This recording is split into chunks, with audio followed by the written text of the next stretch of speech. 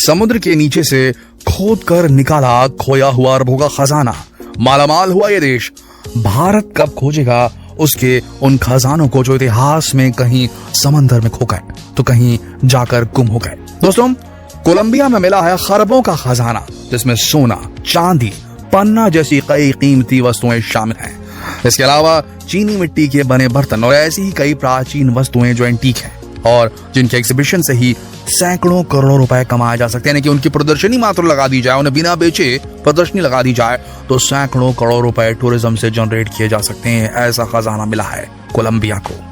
यह खजाना ढूंढने की कोशिश 2015 से जारी थी कोलंबिया की, और फाइनली कई कोशिशों के बाद और बहुत सारे बजट के बाद कुछ मूल्यवान हासिल किया गया है। कोलंबिया की नौसेना ने यह कारनामा कर दिखाया है। उसकी तस्वीरें भी खुद कोलंबिया की सरकार ने इंटरनेट पर साझा की है। यह खजाना 300 साल पुराना खोया खजाना था, जिसकी कीमत इतनी थी कि पूरे कोलंबिया की काया पलट हो जाए।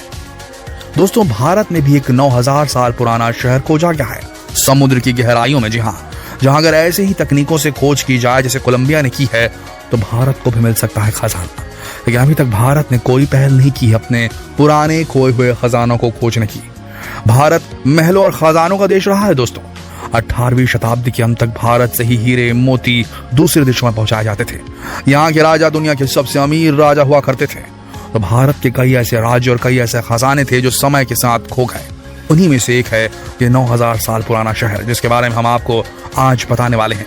पहले आपको कोलंबिया में मिले खजाने के बारे में बताते हैं, जिसे पाकर कोलंबिया खुशी से फूलन ही समा रहा है। दोस्तों, कोलंबियाई नेवी ने जून 2022 में ही एक ऐसे समुद्री जहाज की तस्वीरें और वीडियोस ट्विटर पर साझा की थी जो 300 साल पहले डूब गया था और आज तक भी वो लगभग अखंड अवस्था में समुद्र तल में मौजूद था। उसके ऊपर समुद्री पेड़ पौधे और घास फूस सूख चुके थे और आसपास छोटे समुद्री जीव घर बना चुके थे, लेकिन फिर भी ये टूटकर टुकड़ों में नहीं बटा था। ये वर्ल्ड का मोस्ट वैल्यूएबल शिपरेक माना गया।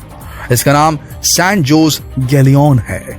दोस्तों, 2015 में यह जहाज खोजा गया था।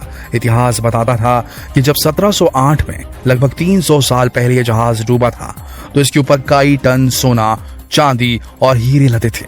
जहाज तो वहां मौजूद था, लेकिन उसका खजाना जहाज पर 2015 में खोजा नहीं जा सका था, मगर अब सारा खजाना रिकवर कर लिया गया है। कोलंबियाई नेवी ने इसे ढूंढने के लिए एक remotely operated under water vehicle का इस्तेमाल किया। ये रिमोट से चलने वाला एक रोबोटिक व्हीकल है। ट्रेजर हंटर से खजाने को बचाने के लिए इस जहाज के एग्जैक्ट लोकेशन को सीक्रेट रखा गया था।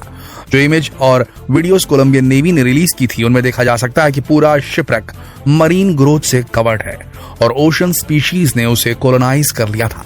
लेकिन फिर भी 300 सालों तक समुद्र की लहरों के बीच और कई बदलावों के बीच इसका लकड़ी से बना पूरा हिस्सा इंटैक्ट रहा, अखंड रहा। कोलंबियाई नेवी के एक स्पोक्स पर्सन ने यह जानकारी भी दी थी कि सोने के सिक्के और सोने की सिल्लियां सी फ्लोर पर भी बिखरी हुई थी और उस समय की जो तोप होती थी, जो पत्थर और गोले बरसाती थी, जिसे कैनन बोला करते थे, वो भी जहाज पर पाई गई, जो 300 साल के हिसाब से बहुत अच्छी अवस्था में थी। जितना भी खजाना मिला है उसकी कीमत $17 बिलियन है, यानी लगभग 1.5 लाख करोड़ रुपए। साथ में चीनी मिट्टी के बने कई बर्तन पाए गए हैं जो बिल्कुल परफेक्ट कंडीशन में थे। कोलंबियन नेवी के मैरीटाइम डायरेक्टर जनरल जोस जोआक्विन अमेस्क्विता ने बताया ये कई चीजें तो इतनी अच्छी कंडीशन में थी कि उनके ऊपर जो इन्फॉर्मेशन खुदी हुई थी, यानी जो इंस्क्रिप्शंस थे, वो भी खोजकर्ता अच्छे से पढ़ पा रहे थे। जो इंस्क्रिप्शंस पाई गई उनकी मदद से कैनन की मैन्युफैक्चरिंग साइट्स का पता लगाया जा सका।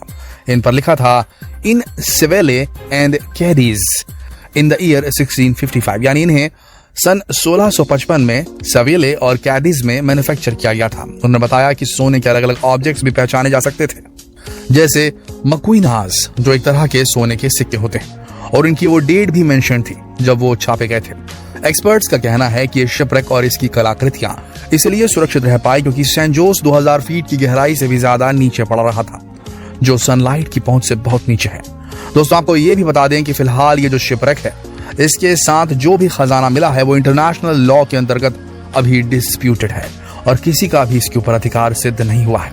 कोलंबिया ने इसकी ओनरशिप क्लेम की है और कोलंबियन नेवी सी फ्लोर को मॉनिटर कर रही है, लेकिन ये शिपरेक ब्रिटिश वॉरशिप्स के दौरान 1708 में डूबा था और ये शिप स्पेनिश नेवी को बिलोंग करता था, जिसे स्पेनिश नेवी का मुकुट भी कहा जाता था। और इंटरनेशनल लॉ के अंतर्गत आज भी स्पेन सैन जोस का मालिकाना हक रखता है और शिप पर जो भी पाया गया है उसके लिए उसका पूरा हक स्पेन का बनता है। 2018 में यूनेस्को ने कोलंबिया से इस शिप को बचाने की या रिकवर करने की प्रक्रिया को रोकने की सलाह दी थी, लेकिन कोलंबिया ने कहा कि ये शिपरेक और इसके सारे सामान पर उन्हीं का हक है। स्पेनिश नेवल वेबसाइट के अनुसार सैन जोस गैलियन पर लगभग 200 टन कीमती वस्तुएं लदी हुई थी। ये जहाज पनामा के पोर्टो बेलो से 14 व्यापारी जहाजों और 3 स्पेनिश युद्धपोतों के खजाने के बेड़े का नेतृत्व कर रहा था, लेकिन ब्रिटिश नेवी ने इस पर हमला कर दिया था और एक घातक युद्ध के बाद सैन जोस एक्सप्लोड हो गया। इसके ऊपर जो गन पाउडर थी उसमें आग लग जाने की वजह से इसके ऊपर मौजूद लगभग 600 लोग मारे गए थे। केवल 11 लोग जिंदा बच पाए थे। दोस्तों, 1980 तक ये शिप बिल्कुल अननोन था, लेकिन 1980 के दशक में एक अमेरिकन साल्वेज कंपनी ने दावा किया कि उसने इस शिप की साइट को लोकेट कर लिया है और इसकी रिकवरी के लिए वो कोलंबियन गवर्नमेंट से नेगोशिएट करना चाहता है। कोलंबियन गवर्नमेंट ने साफ साफ इनकार कर दिया, लेकिन 2015 में अनाउंस किया कि कोलंबियन नेवी के मैरीटाइम आर्कियोलॉजिस्ट ने सैन जोस रेक को इंडिपेंडेंटली ढूंढ लिया है। उसके बाद से कोलंबियन गवर्नमेंट ने इसे रिकवर करना शुरू कर दिया था, लेकिन विश्व को इसकी कोई खास जानकारी नहीं होनी थी और कहा कि इतनी गहराई में है कि उसे रिकवर करना बहुत ही कॉम्प्लेक्स प्रोसेस है और बहुत महंगा पड़ेगा। अब जब इसे रिकवर कर लिया गया है तो इसके ऊपर दावे किए जा रहे हैं। कोलंबिया के राष्ट्रपति इवान ड्यूक ने बताया कि रिमोट से संचालित एक वाहन 3100 फीट की गहराई में उतरा और मलबे के नए वीडियो और फोटो प्राप्त किए। दोस्तों, इस तरह से देश अपनी सीमा में मिलने वाले खजाने या कीमती वस्तुओं को रिकवर करने की कोशिश करते हैं, लेकिन भारत ने अभी तक ऐसी कोई पहल नहीं की है। भारत में खंबात की खाड़ी का एक खोया हुआ शहर पाया गया था जो 9500 साल पहले पानी में समा गया था, लेकिन 2002 में national institute of ocean technology के विशेषज्ञों ने इसे खोज लिया था।